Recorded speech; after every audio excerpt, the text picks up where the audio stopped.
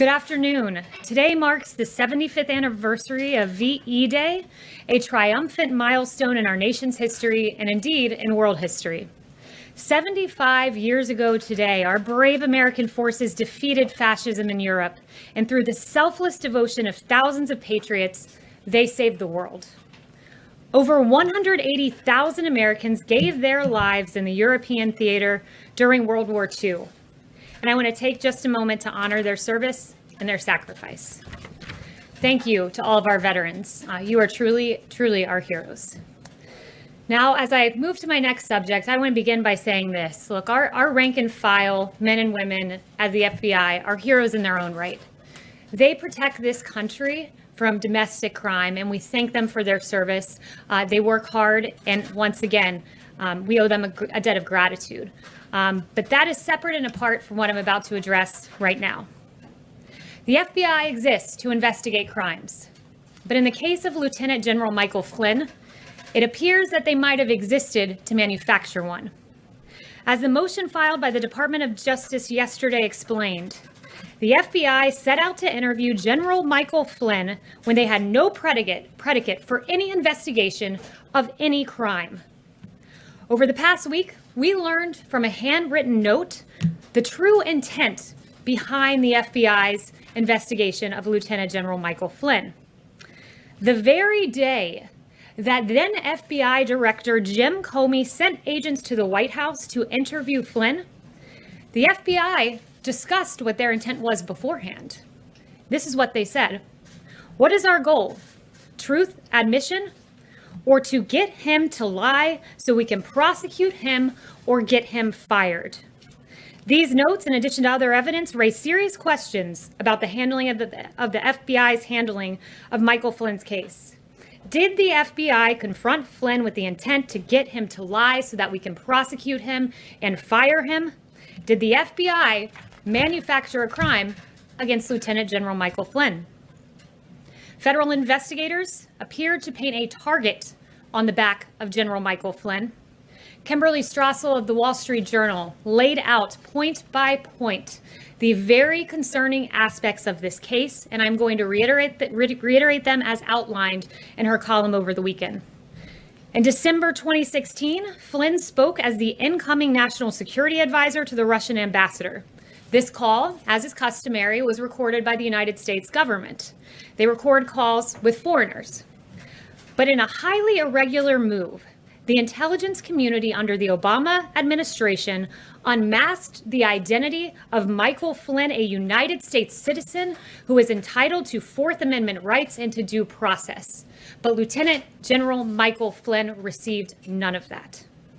The intelligence community was hunting for evidence against General Flynn, evidence they did not find.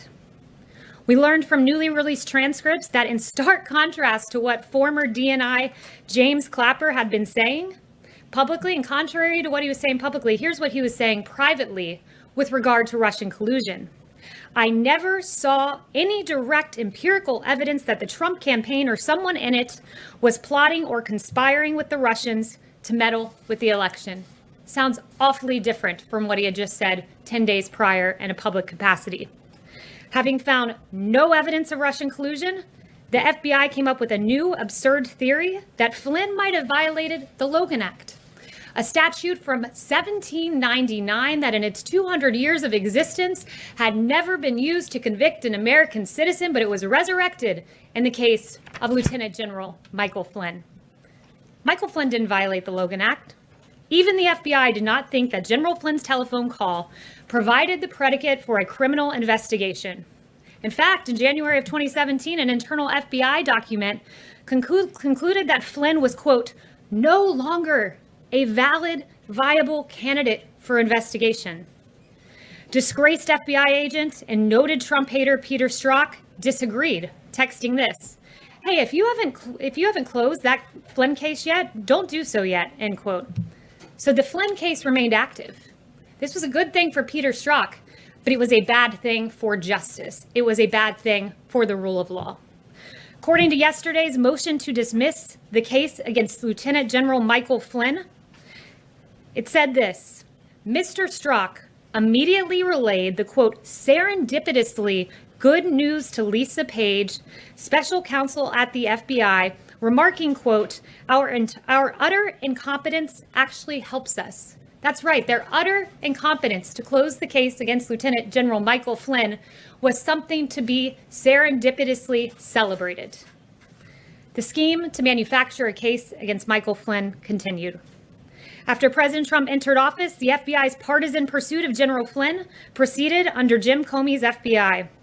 Despite possessing a transcript of Flynn's entire conversation, the FBI decided it was somehow necessary to go ask General Flynn what happened on the call, despite having a transcript in their possession. The only motive would have been to, quote, get him to lie. They advised him he didn't need a lawyer present. Imagine that, you're an American citizen. You don't need a lawyer, we're just coming in to have a chat. They didn't inform their superiors at the Department of Justice about their intent to interview Flynn, despite their own attorney at the FBI saying, if we usually tell the White House, then I think we need to do what we normally do. But they ignored the advice of FBI counsel, and they went in to interrogate Michael Flynn. Acting Attorney General Sally Yates, no fan of President Trump, said she was flabbergasted, she was dumbfounded by the decision to not inform DOJ officials who, quote, hit the roof. This is all outlined in a legal document that you can find. Additionally, when the FBI arrived at the White House, they did not even warn lawyerless Flynn about the consequences for providing an inaccurate response. The interrogation of Michael Flynn was not an inquiry. Make no mistake, it was a trap. Even more troubling was the fact that after the interrogation of Flynn, former Deputy Director of the FBI, Andy McCabe, concluded that he, quote, didn't think Flynn was lying. But the case against Flynn continued. We were pleased to learn yesterday that the Justice Department moved to drop the case against General Michael Flynn. Though it took several years, it is encouraging to see that justice finally prevailed. As we move forward as a country, it's important to take these revelations very seriously in order for Americans to have faith in our justice system. If the top leadership of the FBI can target a 3-star general who served this country for 3 decades, make no mistake, they can target you. It's hard to believe that this happened in the United States of America.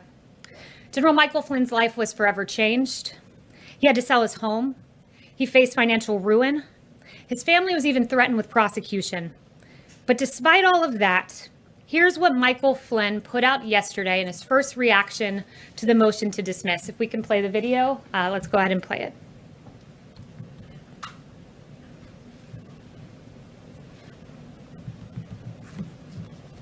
Don't think we have the video queued, but I encourage you all to go on General Flynn's Twitter feed, and what you'll see is a really beautiful video of his grandson talking about how much he loves this country and how everyone deserves justice for all, and how commendable that is for General Flynn at a time when he was so gravely wronged to say this: I still believe in this country, I still believe in America, I still believe in the principles that make this country the greatest on earth. And in the words of renowned political philosopher Baron de Montesquieu, there is no greater tyranny than that which is perpetrated under the shield of law and in the name of justice. I hope the media will take these questions very seriously. We'll report the facts. There was heavy interest in the first iteration of Flynn News from many years ago that got 4 times the coverage that the exoneration of Michael Flynn got today. That was a report by Media Research Center. So these facts are important, and thank you very much for those who have taken interest in reporting. And with that, I'll take questions. Thank you. Jim, you were so kind on the trip the other day to Honeywell, so you get the first one. Thank you, Kayleigh, and congratulations on becoming press secretary. Thank you. Wanted to ask you, putting aside the situation with Michael Flynn, today the unemployment rate hit the highest point since the Great Depression. What is the president's plan to get this country out of this ditch?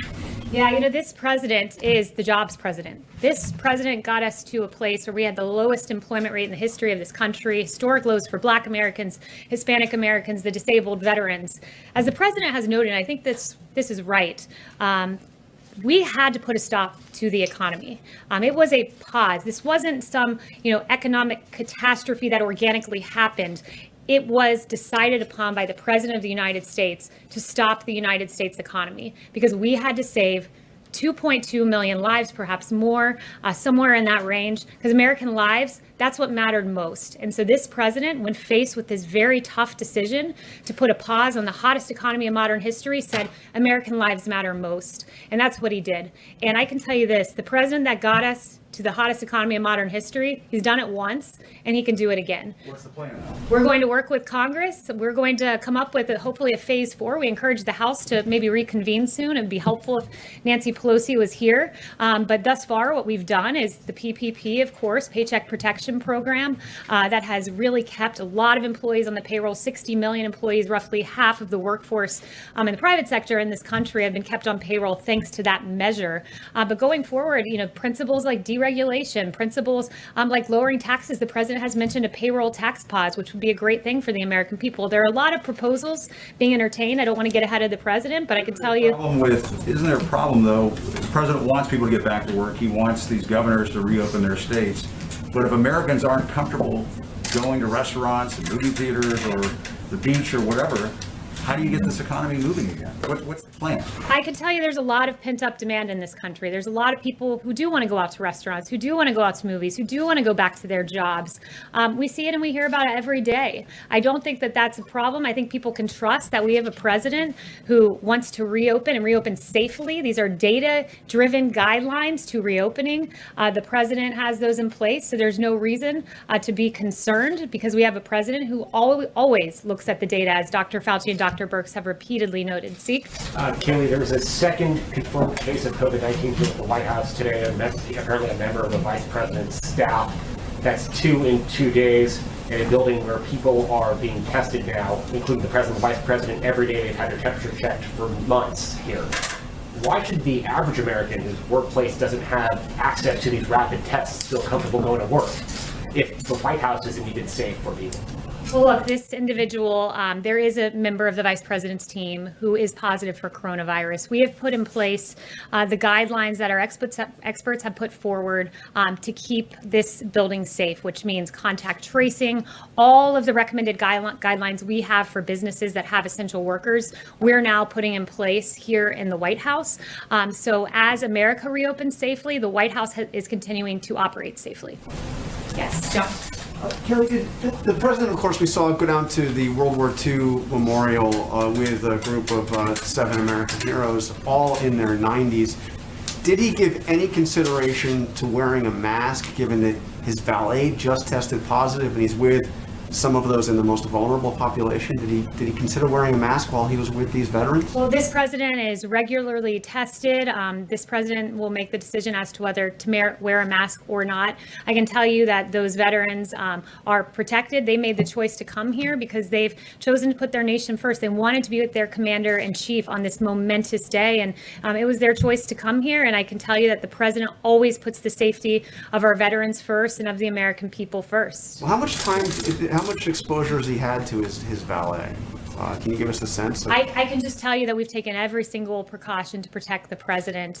The same guidelines that our experts have put in place. We clean the facility, we social distance, we keep people 6 feet away from one another. So we've done every single thing that Dr. Birx and Dr. Fauci have asked us to do, and I can assure the American people that their commander-in-chief is protected. Yeah. Thanks, Kayleigh. I want to ask you about the Gilead drug, remdesivir.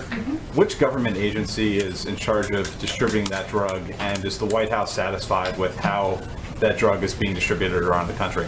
Yeah, I actually just spoke with Dr. Birx about this. She is going to be working and consulting as to where this drug should go. She's the person who's constantly reviewing the numbers, constantly reviewing the data. I'm in task force with her every day, and she really has the best grasp as to how that should be distributed. So she will be one of the chief consultants as to how that drug is distributed, which I would note 1.5 million vials donated by Gilead. We're so thankful for that. This drug is promising, and we want to get it to the American people and to the areas that need it most. Ganesh? Hi, thanks so much and congratulations on the new game. It's my first time seeing you at the podium. And, I have 2 quick questions. The first one's about what's the possibility of the federal government getting involved in the Ahmaud Arbery case, given that Georgia doesn't have any hate crime laws? If it's proven that these men chased and killed Ahmaud Arbery because he was an African American and they racially profiled him, would the Justice Department consider getting involved? Look, first I want to say that my heart goes out to the family of Ahmaud. I can't imagine what they're going through right now. My heart breaks for this family. I know the president's heart breaks. I've spoken to him about that. And I can tell you, we will follow the facts. Right now, as you know, it's in the court in Georgia. It's a state matter, but absolutely we will be following every detail. And I'd refer you to DOJ, but as the facts merit, I'm certain that they'll be following those facts. And you had a second question? The second question I have is, in 2015, shortly after the president said that some Mexican immigrants were rapists and criminals, you said that language was racist and hateful. Do you still believe that today? Well, I'm actually glad you asked that, because for about first 4 weeks of the election, I was watching CNN and I was naively believing some of the headlines that I saw on CNN. And reading headlines, that's fine. I just want to know if you also personally still believe that. I'm actually not going to read the headlines. So I very quickly came around and supported the president. In fact, CNN hired me. I was on many 8-on-1 panels where I proudly supported this president, who I believe is one of the best presidents, if not the best president this country will ever have. But I would encourage the individual who did that analysis of my past, rather than focusing on me, he really should be focused on some of the very guests CNN chose to have on their network. He should be focused on, over here, Jim Clapper, who said, 10 days before he privately told investigators there was no evidence of collusion, that Watergate pales in comparison to the Russia probe. I'd encourage them to look at Samantha Powers, who's privately saying, I'm not in possession of any evidence of collusion. Ambassador Rice, I don't recall intelligence or evidence of any collusion. Former Attorney General Loretta Lynch, I do not recall that being briefed to me. And for 3 years, 2 years, probably more than that, CNN ran with the collusion narrative. And if the American people are watching right now, you're probably very confused as to some of the quotes I read, because those individuals were saying much different things publicly than they were saying privately. And I'm very grateful that those transcripts were released yesterday. And perhaps the K-file should do an analysis of that. Yes, are you walking back those comments today at all? Or do you stand by those comments that you made? I support this president. There is no questioning that. So honored to work for him. And Ebony, next question. Thank you. On the Michael Flynn case, Kayleigh, documents released yesterday suggest members of the intelligence community tried to keep the case against Michael Flynn ongoing. I'm wondering if you think there should be an investigation and whether the administration is considering bringing charges against people like James Clapper and Peter Strzok. I'd refer you to the DOJ on that, but I would say there were some very, very questionable actions that happened in this case, and I took you through a number of them. And I do think the American people deserve answers, but I leave it to the Justice Department as to how to get those answers. Yes. Kayleigh, has the president spoken to Michael Flynn since this news yesterday, and do you expect that he will visit the White House? Is that something that's being planned? I'm not aware of any conversations that have taken place, and not aware of any future plans that would regard Michael Flynn. Can I ask one more? Lyric Kudlow said today that negotiations on the next stimulus are at a lull right now. Given where the numbers are in unemployment, from your perspective, from the White House perspective, why is it at a lull right now? Well, look, I think Nancy Pelosi should explore coming back and having the House come back and having those discussions. We know the Senate is here. I think it's important for us to move and look at a phase 4. The president thinks so too. So those negotiations will happen. But a big part of that is, we need the House. We need Nancy Pelosi to come back from California and get to Washington, D.C. and to work for the American people. Yeah. Thank you, and congratulations on your new role. Thank you very much. Yeah. Following up on Jim's questions about getting the economy started again, does the president see the CDC guidelines as an obstacle to getting the country back up and running again? And if it does not see the CDC guidelines as an obstacle, why not release those guidelines to the public and also follow them as we move forward? So I assume you're talking about the guidelines that were widely reported about yesterday about daycares. Yes. So I would ask you, what's the definition of CDC guidelines? Is it something that the CDC director has actually seen? I would endeavor to say yes. Is it something that a rogue CDC employee leaks to you guys? No, those aren't CDC guidelines. Those are guidelines in draft form that a rogue employee has given you for whatever personal reason they've decided to do that. Those guidelines are in the editing process.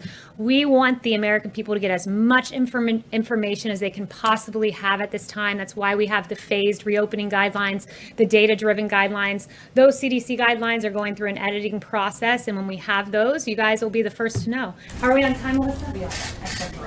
Okay, what's our? 2 to 1. 2 minutes to 1. Oh, 2 minutes to 1. I'm sorry to cut this short, but as you know, you guys